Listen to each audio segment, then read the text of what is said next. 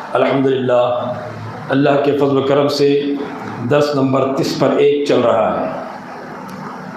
आज सिर्फ 15 मिनट में यानी 6:30 बजे तक 20 मिनट भी बाकी है, तो सिर्फ 20 मिनट में 4 आयत करीमा के तर्जुमे की तरफ सरसरी नज़र डालकर उससे नतीजा निकाल कर इंशाअल्लाह एक जामे बात आपके सामने रखी जाएगी।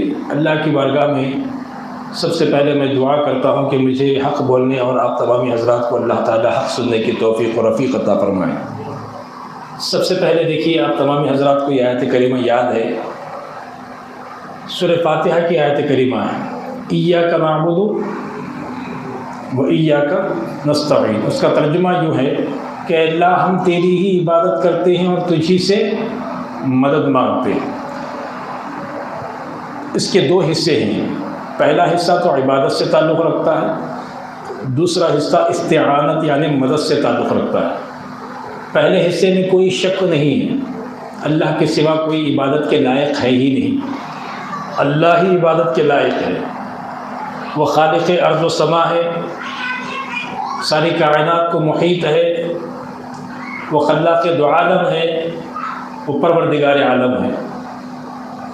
उसके अलावा किसी और को हम अपना माबूद बरहक़ माने हैं न मानेंगे, ये हमारी किस्मत है। कुछ लोगों की ऐसी किस्मत है, पत्थर को खुदा बना लेते हैं, कोई झाड़ को खुदा बना ले, कोई फरिश्तों को खुदा बना ले, कोई चाँद को सूरज को खुदा बना ले, वो उनकी किस्मत है। मगर हमारी किस्मत तो ये है, चाँद सूरज दरिया पेड़ पौधे पहाड़ ज़मीन आसमान सितारे हौर व ग़िल्मा फरिश्ते, इन तमाम को अल्लाह ताला की हम मखलूक मानते हैं, खालिक नहीं मानते। इसीलिए पहला जुज़ है इय्याका नअबुदु व इय्याका नस्तईन। अल्लाह हम तेरी ही इबादत करते हैं और तुझी से मदद मांगते हैं। ये तो बात समझ में आ गई। अब अल्लाह ताला की बारगाह में अपने आप को सुपुर्द कर देना, हम तेरी इबादत करते हैं और तुझी से मदद मांगते हैं। अब जो अल्लाह का अपना हो जाता है, अल्लाह ताला ख़ास टाइटल से उसे याद फरमाता है और कहा या अय्युहल्लज़ीना आमनू। ये आयत करीमा दूसरे पारे में आपको मिलेगी, तीसरा रुकू शुरू में, या अय्युहल्लज़ीना आमनुस्तईनु बिस्सब्रि वस्सलाह। इसमें भी जुमला देखिए, इय्याका नअबुदु व इय्याका नस्तईन। नस्तईन का वहाँ जुमला था, अल्लाह हम तुझी से मदद मांगते हैं। यहाँ पर देखिए या अय्युहल्लज़ीना आमनु इस्तईनु, वहाँ नस्तईन, यहाँ इस्तईनु। ये जो मैं ख़ास बात बताने जा रहा हूँ, अल्लाह करे समझ में आ जाए। या अय्युहल्लज़ीना आमनु के लिए ख़ास है, ये ईमान वाले ही समझेंगे। कुछ लोग वहीं से कट गए, इय्याका नअबुदु में ही रह गए, कहेंगे कि अल्लाह हम तेरी ही इबादत करते हैं, तुझी से मदद मांगते हैं। मोटी अंदाज से मैं आपको मिसाल के साथ समझाऊँ। कोई कहे कि बाबा मैं तुम्हारी बात मानूँगा, चचा को नहीं मानूँगा। कोई कहे कि अम्मी मैं आपको मानूँगा, खाला को नहीं मानूँगा। मगर हदीस मुबारका में क्या कहा गया, अल अम्मु वालिदुन अल खालतु वालिदतुन। चचा का मर्तबा बाप के बराबर है, खाला का मर्तबा माँ के बराबर है। हाँ, ये बात और है, पूरी दुनिया की औरतों में सिर्फ हमारी माँ एक हो सकती है, दूसरी है तो अम्मी की बहन खाला हो सकती है, मगर माँ नहीं हो सकती। मगर इस्लाम अदब सिखाता है, माँ की बहन को माँ के बराबर दर्जा दिया, मगर हकीकत में माँ खाला माँ नहीं हो सकती। इसी तरह चचा को बाप का दर्जा दिया गया। मतलब क्या है, जिस तरह बाप का तो अदब करता है, उसी तरह चचा का भी अदब कर। ये बात तो हमें समझ में आ गई। पूरी दुनिया में जितने भी इंसान हो, मगर हमारा बाप एक होगा। पूरी दुनिया में जितनी भी औरतें हों, मगर हमारी माँ एक होगी। इस्लाम अदब खाला का भी सिखाता है, चचा का भी सिखाता है। अब बताइए, अगर कोई कहे माँ का ही अदब करूँगा, बाप का ही अदब करूँगा, चचा का नहीं करूँगा, खाला का नहीं करूँगा, तो आपके और मेरे नज़र में वो क्या है? नाफरमान औलाद है, बाप की नाफरमान औलाद है, हुदूद को पार करने वाली औलाद है, बदतमीज़ औलाद है, क्योंकि बाप के छोटे भाई को नहीं मानता। ये मिसाल तो समझ में आ गई। अब यहाँ बिला तमसील अल्लाह ताला का ना कोई भाई है, ना अल्लाह ताला का कोई चचा है, ना अल्लाह ताला की कोई माँ है, ना अल्लाह ताला की कोई खाला है। मिसाल मैं इसलिए आपको बता रहा हूँ, ये भी रिश्ता नाजुक है, वो भी रिश्ता नाजुक है। पूरी दुनिया में औरतें मिलेंगी मगर माँ नहीं मिल सकती, पूरी दुनिया में तमाम और मर्द मिलेंगे मगर बाप नहीं मिलता। उसी तरह सारी कायनात में रब के सिवा कोई और खुदा मिलता ही नहीं। जिस तरह रब अपनी रुबूबियत में एकता है, उसी तरह माँ बाप अपनी फजीलत में एक है।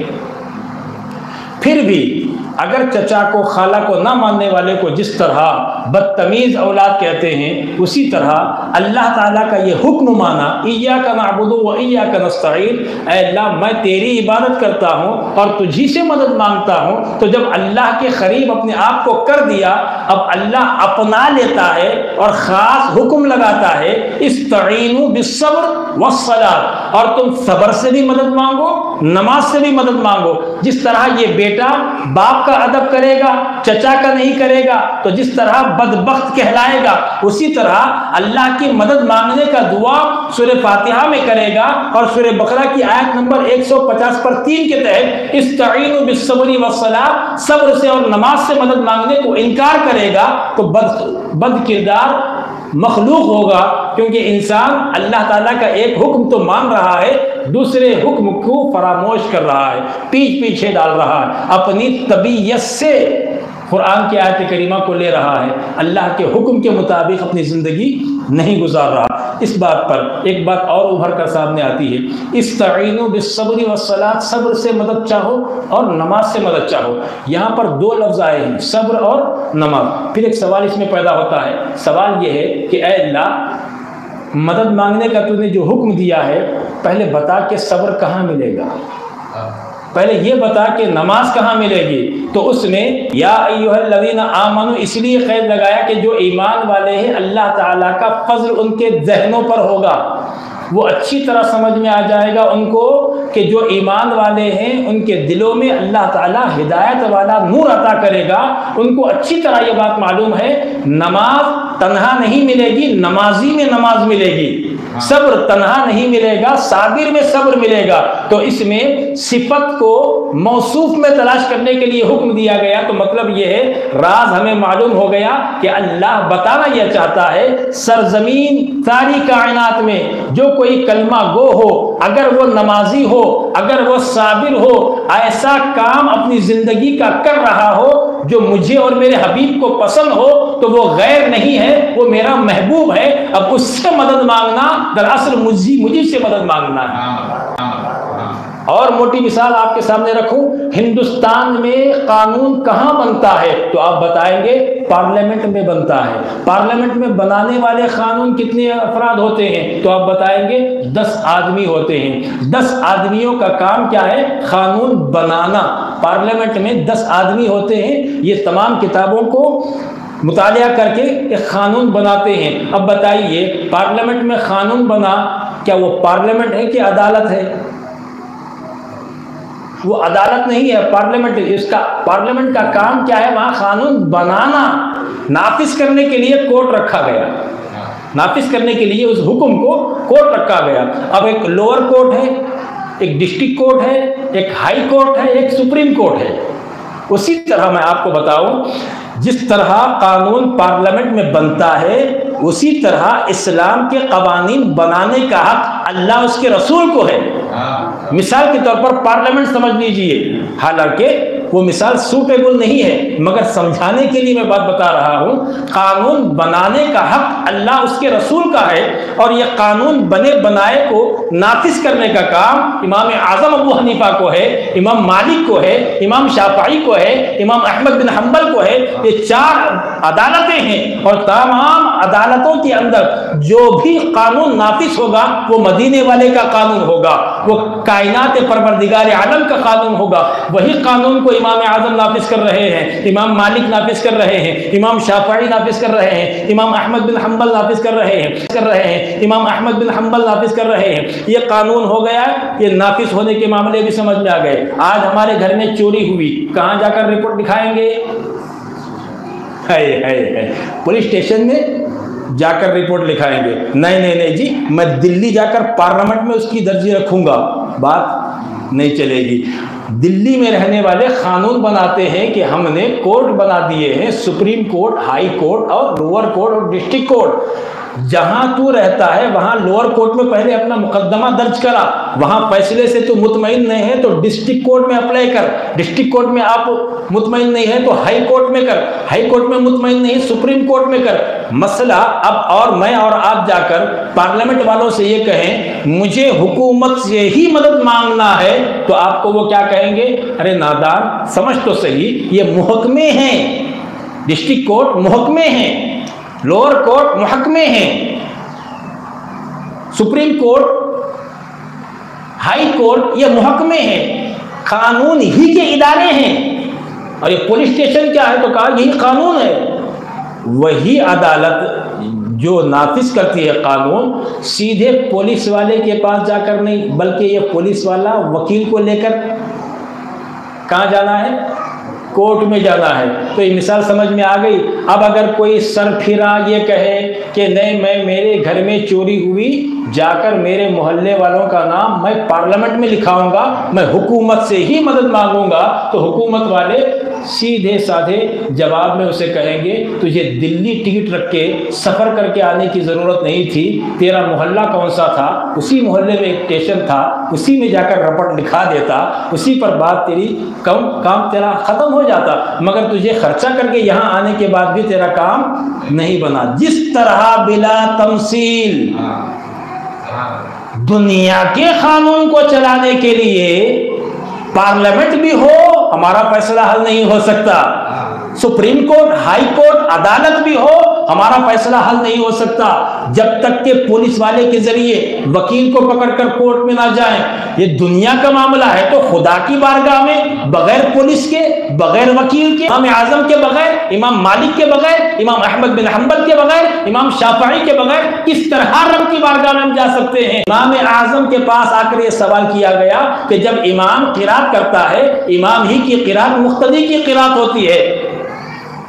ये इमाम आज़म अबू हनीफा का फतवा था, लोग उसमें उलझ गए और सवाल पर सवाल कर रहे हैं। इमाम अपनी खिरात करेगा, पीछे करकर हम भी खिरात करना ही है, क्योंकि हदीस मुबारका में है जिसने सूरह फातिहा नहीं पढ़ी उसकी नमाज ही नहीं, तो हमें भी सूरह फातिहा पढ़ना है, सूरह फातिहा पढ़ना है। तो यही मसला इमाम आज़म अबू हनीफा के पास आया, तो इमाम आज़म अबू हनीफा सारे लोगों को एक जगह खड़ा करके, एक ऊंची जगह खड़े होकर कहते हैं कि सारे लोग एक जबान होकर बात करेंगे तो मैं किसको समझाऊं? पहले ये समझो कि सारे लोगों में कोई अपने आप से तुम फैसला करके जिस जात पर तुम एतबार करते हो, जिस बात पर तुम्हें यकीन हो, जिस इंसान पर तुम्हें यकीन हो, उसको अपना नुमाइंदा बनाओ, उसको अपना नुमाइंदा बनाओ, वो मेरे सामने आए, तुम्हारा ही सवाल वो तुम्हारा नुमाइंदा करे, मैं उसको जवाब दूंगा, और मैं इसे जवाब देना तुम्हें जवाब देने के बराबर है, उसका सवाल करना तुम्हारे सवाल करने के बराबर है। इमाम आज़म अबू हनीफा के पास जैसे ही वो नुमाइंदा सामने आकर सवाल किया, इसी पर इमाम आज़म ने कहा यही तो मामला है इमामत का,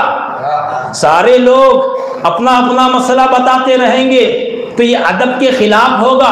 ज़रूरी था कि तुम ही में से कोई बहस करके एक ज़ात को मुंतखब किया जाए, उस पर एतमाद किया जाए, कहो कि इसकी जीत हमारी जीत, इसकी हार हमारी हार। तो इसी तरह मसला यहाँ पर सुलझ गया, मुझे जवाब देने की ज़रूरत नहीं है। ये तो मेरे पास आए हो, मेरे पास एक मसला जानने के लिए आए हो, तो मैं सारे मजमे से बात नहीं करता, तो रब की बारगाह में खड़कर, सब अपनी जमात में खड़कर, एक ही जमात में खड़े होकर, रकात इमाम के पीछे बांधकर, ताबे इमाम के कहकर तुम सूरह फातिहा पढ़ते रहोगे, तो ये भी अदब के खिलाफ है। इमाम की क़िराअत ही तेरी क़िराअत है। दुनिया के कानून को चलाने के लिए पार्लियामेंट भी चाहिए, डिस्ट्रिक्ट कोर्ट भी चाहिए, हाई कोर्ट भी चाहिए, सुप्रीम कोर्ट भी चाहिए, लोअर कोर्ट भी चाहिए। उसी तरह आज जाकर पुलिस स्टेशन से हम मदद मांगेंगे, कानून ही से मदद मांगना हुआ। डिस्ट्रिक्ट कोर्ट से मदद मांगेंगे, कानून ही से मदद मांगना हुआ। अगर हाई कोर्ट से मदद मांगेंगे, कानून ही से मदद मांगना हुआ। सुप्रीम कोर्ट से मदद मांगेंगे, तभी से कानून ही से मदद मांगना हुआ। इसी तरह बिला तमसील में कहूं, अल्लाह से मदद मांगने के लिए इय्याका नअबुदु व इय्याका नस्तईन तो कह दिया। अल्लाह ताला ने कुछ मुहक्मे बनाए हैं और कहा मेरी मदद चाहता है तो इस्तईनु बिस्सब्रि वस्सलात, सलात से भी मदद मांग और नमाज से भी मदद मांग। सवाल किया सलात कहाँ मिलेगी, तो कहा इमाम आजम में मिलेगी।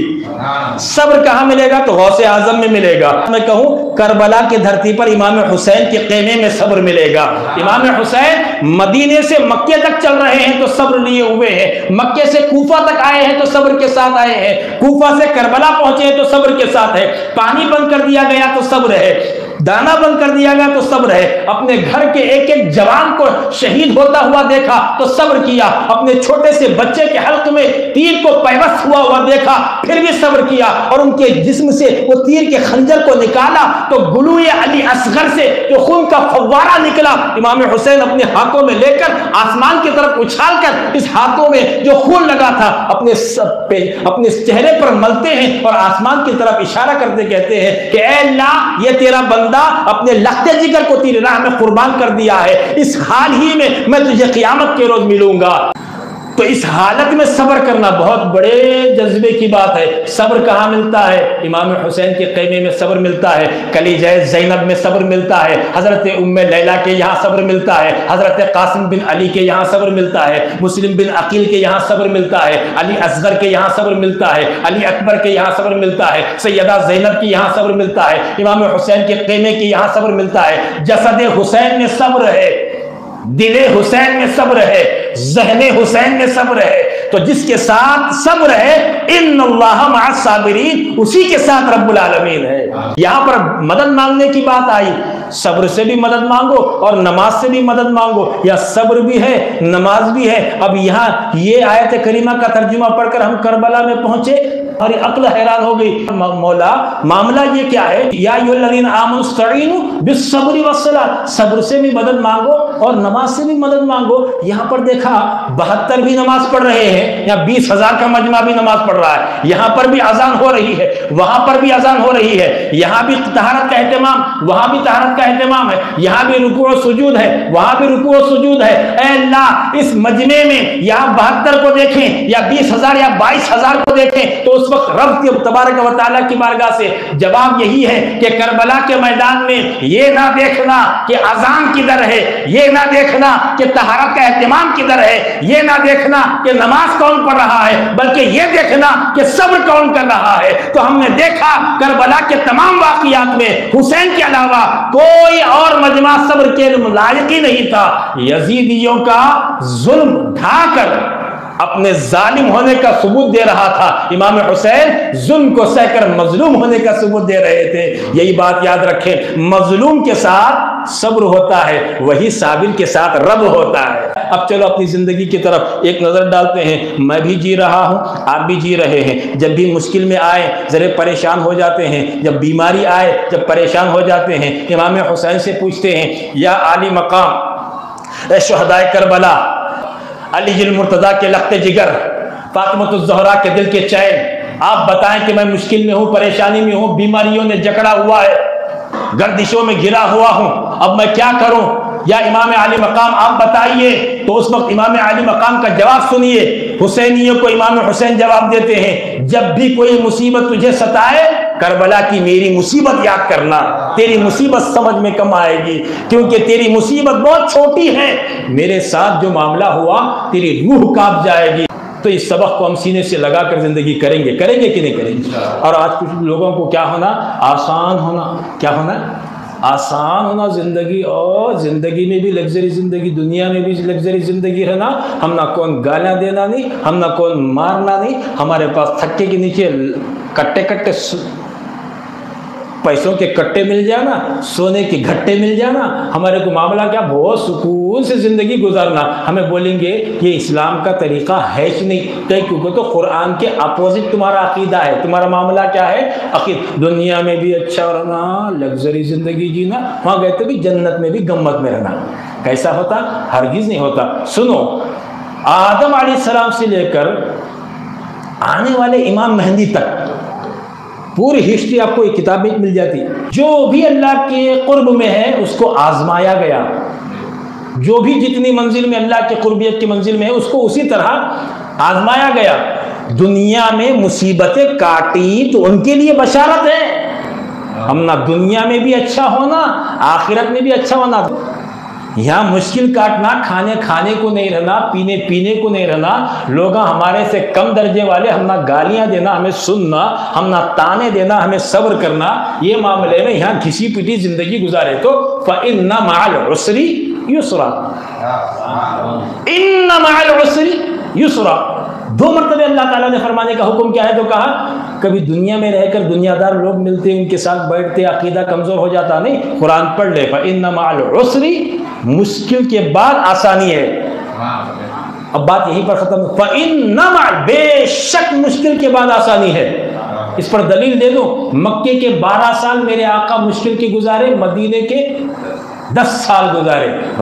इस पर दलील दे दो, मक्के के 12 साल मेरे आका मुश्किल के गुजारे, मदीने के 10 साल गुजारे। राहत के 12 साल होना नहीं, पत्थर के मार खाना नहीं, गालियां खाना नहीं, रस्से के कांटे के चुभने का दर्द सहना नहीं, पीठ पर ओझड़ियाँ डाले हमारे, ये होना नहीं। हमें खाली मदीने की ज़िंदगी है, तो सब झूठे बातें हैं, ये सब दिल की तसल्ली के वास्ते बोल सकते हैं। कुछ भी नहीं होता, हमें कुछ लगा समझ से तावीज़ ये तो कुछ होता क्या कि क्यों भी नहीं होता, जो होता लिखले को आए रहते हैं। तावीज़ के ज़रिए से कितना शफा मिलना, अल्लाह ताला वो भी लिख को भेजे रहता, वो तावीज़ उतनी शिफा कर दी। वो तो कोसा भी साहब वो ऐसा तावीज़ दिया, कब तो पीर को मरने का, मंगल को मरे सर की तावीज़, नहीं पेट से है औरत, आज अस्पताल को बुला लग गए, ऑपरेशन नहीं सर का नॉर्मल होना, अब होने के मामले दिख रही है, नहीं आज नहीं होती कल तावीज़ बनो दिया, मालूम हो रहा पीर की तावीज़, जो साहिब की तावीज़ जो लिखी गई, वो दुनिया में आने के वक्त को भी बदल नहीं सकती, दुनिया से जाने के वक्त को भी बदल नहीं सकती। इशारा क्या दिया गया कि तुम्हारी मुश्किल, तुम्हें तो ज़िंदगी वैसी करते नहीं, बाहर पढ़ को, बाहर निकल को, दुआ पढ़ को निकलो बाहर, हम ना दुआ आती नहीं, बिस्मिल्लाह तवक्कलतु अलल्लाह ला हौला वला कुव्वता इल्ला बिल्लाह पढ़ो, तुम ना आती, मुझे मालूम, मदरसे में पढ़े साले बच्चों को मालूम, दूसरे में पूछो, आती नहीं। आयतल कुर्सी पढ़ को निकल बाद जाको बाहर से अंदर आया तक अल्लाह ताला फरिश्तों को हिफाजत के लिए रखता घर में, हम ना आयतल कुर्सी की जुबान पलटती नहीं। अब क्या करना, कलमा पढ़तो, ला इलाहा इल्लल्लाह मुहम्मद रसूलुल्लाह पढ़ो बोल को पढ़तो। ऐसे मामले में को क्या बोलते हैं, पढ़ता तो नहीं, इसकी ज़िंदगी ख़राब हो जाती है, उसकी वजह से क्या करते हैं, एक तोगरा लिख को देते हैं, हमें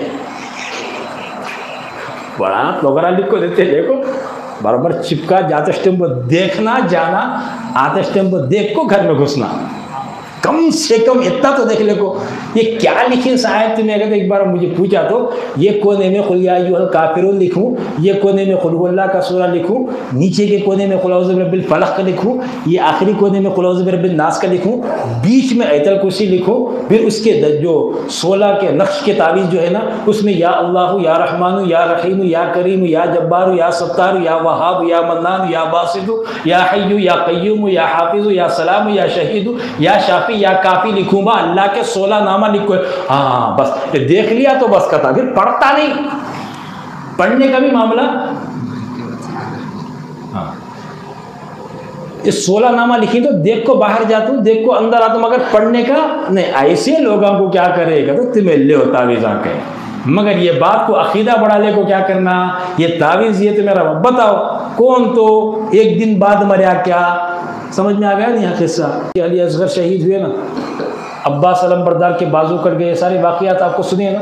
ये सारे वाक़यात गुजरने के बाद जब इमाम हुसैन का करबला के मैदान में जाने का मामला आया, एक तरफ देखे तो हुसैनी खून मौजे मारता अंदर से, वो वाक़या पढ़े तो, एक तरफ से देखे तो सबक मिलता कि ये सारा मामला, ये जो ताकत इमाम हुसैन की जो आई करबला के मैदान में, कि झुरमुट में लोगों के अकेले घुसकर एक वार करे तो 20 कदम दूर जाकर इंसान गिर रहे।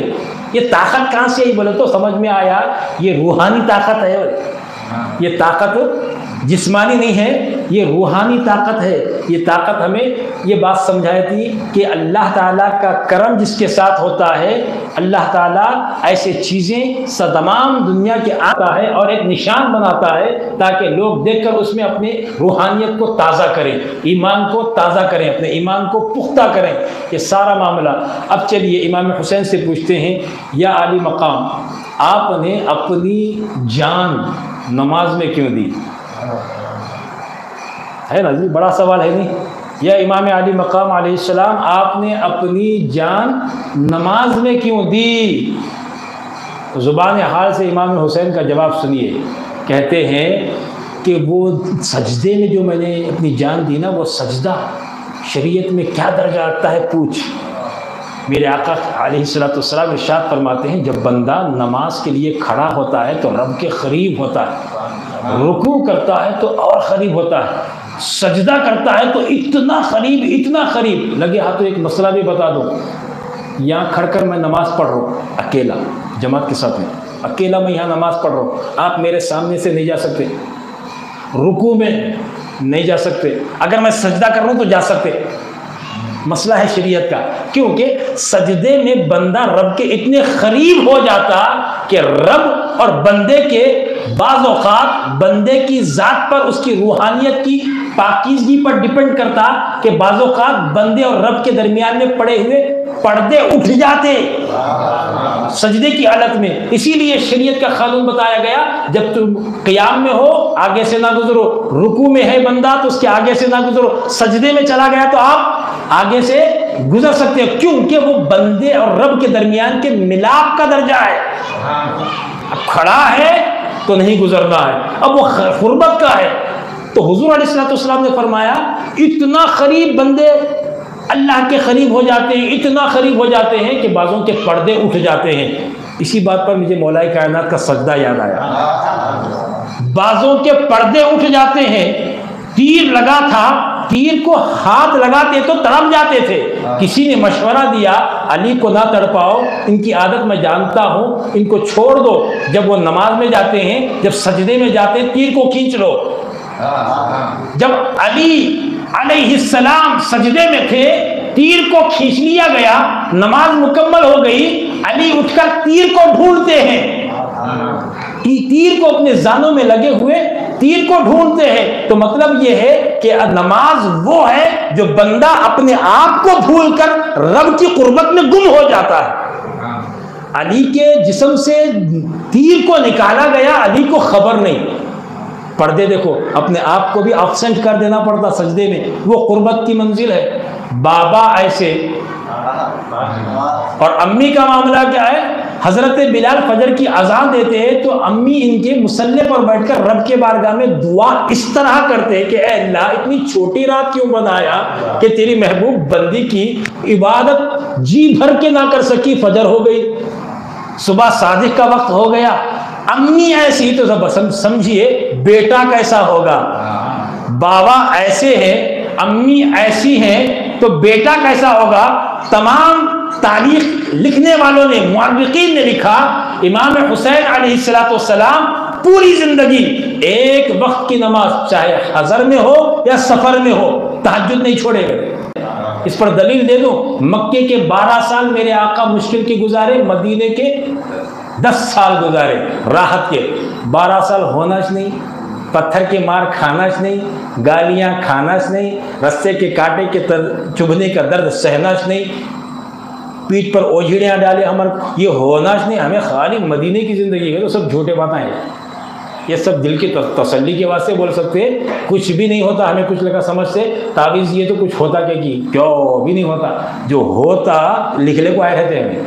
तावीज़ के ज़रिए से कितना शफा मिलना अल्लाह ताला वो भी लिख को भेजे रहता, वो तावीज़ उतनी शिफा कर दी। वो तो कोसा भी साहब वो ऐसा तावीज़ दिया, कब तो पीर को मरने का, मंगल को मरे सर की तावीज़। नहीं पेट से है औरत, आज अस्पताल को बुला लग गए, ऑपरेशन नहीं सर का नॉर्मल होना, अब होने के मामले दिख रही है, नहीं आज नहीं होती कल तावीज़ बनो दिया, मालूम हो रहा पीर की तावीज़, जो साहिब की तावीज़ जो लिखी गई वो दुनिया में आने के वक्त को भी बदल नहीं सकती, दुनिया से जाने के वक्त को भी बदल नहीं सकती। इशारा क्या दिया गया कि तुम्हारी मुश्किल, तुम्हें तो ज़िंदगी वैसी करते नहीं, बाहर पढ़ को, बाहर निकल को, दुआ पढ़ को निकलो बाहर, हम ना दुआ आती नहीं। बिस्मिल्लाह तवक्कलतु अलल्लाह ला हौला वला कुव्वता इल्ला बिल्लाह पढ़ो, तुम ना आती, मुझे मालूम, मदरसे में पढ़े साले बच्चों को मालूम, दूसरे में पूछो, आती नहीं। आयतल कुर्सी पढ़ को निकल बा, जाको बाहर से अंदर आए तक अल्लाह ताला फरिश्तों को हिफाजत के लिए रखता घर में, हम ना आयतल कुर्सी की जुबान पलटती नहीं। अब क्या करना, कलमा पढ़ दो, ला इलाहा इल्लल्लाह मुहम्मद रसूलुल्लाह पढ़ो, बोल को पढ़ दो। ऐसे मामले को क्या बोलते हैं, पढ़ता तो नहीं, इसकी ज़िंदगी ख़राब हो जाती है, उसके वास्ते क्या करते हैं, एक तोगरा लिख को देते हमें,